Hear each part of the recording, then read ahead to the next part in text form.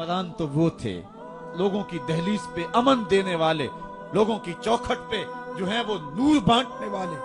हजरत उमर दिन को तख्ते हुकूमत पे बैठते थे और उनका तख्त को सोने जबरजत का नहीं था, मस्जिद नबवी की चटाई थी और सारा दिन वहां बैठ के लोगों की बातें सुनते। और जब रात के अंधेरे गहरे होते, उमर भेष बदल के मदीने की गलियों का गश्त करते। कहा तुम्हारे घर से धुआं निकल रहा है और बच्चे रो रहे हैं, उनको खाना क्यों नहीं देती?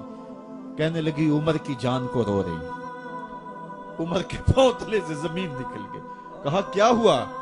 कहा 3 दिन से हमारे यहाँ खाने के लिए कुछ नहीं है, रोजाना बच्चे रोते हैं और मैं हंडिया के अंदर पत्थर डाल करके नीचे से आग डालती रहती हूँ कि बच्चे इंतजार कर करके सो जाएंगे, कम वक्त सो भी नहीं रहे और वो पत्थर पकेंगे भी क्या, और मैं उमर की जान को रो रही हूँ। हजरत उमर का कलेजा दहलने लगा। फौरन पलटे वापस बैतुल माल में आए, घी का एक कनस्तर लिया, आटे की बोरी ली, मिर्च मसाला जात बहुत कुछ उठाया, अपने कंधे पे रखा, बोरी अपनी कमर पे लादी। उमर बैतुल माल से निकले तो आपके खादम असलम ने देख लिया, आगे बढ़ा, कहा मेरे आका मैं उठाता हूँ। उमर की आंखों में आंसू है। कहा असलम कयामत के दिन मेरा बोझ उठा लोगे? कहा कयामत के दिन तो अपना अपना बोझ उठाना पड़ेगा। कहा उमर को आज अपना ही उठाने दो।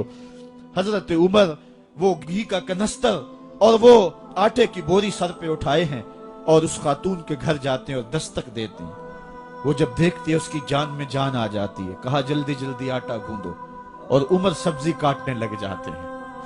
हजरत उमर रदी अल्लाह ताला अन्हो सब्जी तैयार कर देते, उधर आटा गुंद जाता है और फिर ऊपर चूल्हा रखा जाता है, चूल्हे के अंदर आग रखी जाती है, वो खाना पकाने लगती है, आग बुझती है।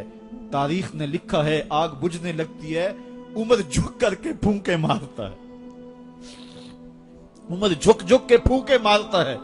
खाना पक गया और बच्चों के सामने खाना रख दिया, बच्चे खा रहे हैं। अब बच्चे रो रो के निढाल हो चुके थे।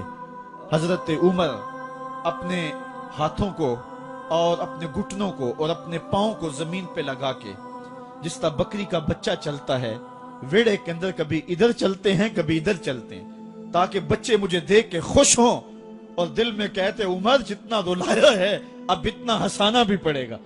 तो कभी उमर अमीरुल मोमिनीन, ये मैं किसी आज के जो है वो लोगों के वोटों पे मुंतखब होने वाले हुक्मरान की कहानी नहीं सुना रहा, मैं उस उमर की कहानी सुना रहा हूं जो 23 लाख मुरब्बा मील का हुक्मरान है, आधी दुनिया का बादशाह है।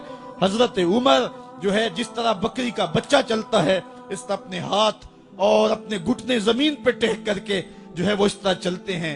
बच्चे उमर को देख के मुस्कुराते हैं। जब बच्चे मुस्कुराने लगे तो हजरत उमर ने उस खातून से कहा बुढ़िया उमर को माफ कर दे। उसने कहा तू इतनी हमदर्दी क्यों करता है? कहा उमर बेचारा बड़ा फंसा हुआ है, फिक्र है उसको यरमूक को, फुस्तातो हुलवान की, जब फतह है मिस्र तो तैयारी है ईरान की, आते जाते वफद से मुलाकात भी करता होगा और शब को मालूम हालात भी करता होगा, कांटों में उलझी हुई बेचारे की जान है, नींद उसको भी आती है आखिर वो इंसान है, मेरी बहन उमर को माफ कर दे। उसने कहा नाना उमर की बात मेरे सामने न कर, कयामत का दिन होगा, उमर का गिरेबान होगा और मेरा हाथ होगा। जब उसने ये बात कही तो उमर बर्दाश्त न कर सके, बच्चों की तरह बिलक बिलक कर रोने लगे। कहा वो बदनसीब उमर तेरे सामने है, आज ही कहला जो कहना है, कयामत के दिन मुझे माफ रखना। उसने कहा तू उमर है? कहा बदनसीब उमर तेरे सामने खड़ा हूं। मेरे उमर कहते हैं अगर दजला के किनारे एक बकरी का बच्चा भी प्यासा मर गया, उसका हिसाब भी उमर से लिया जाएगा।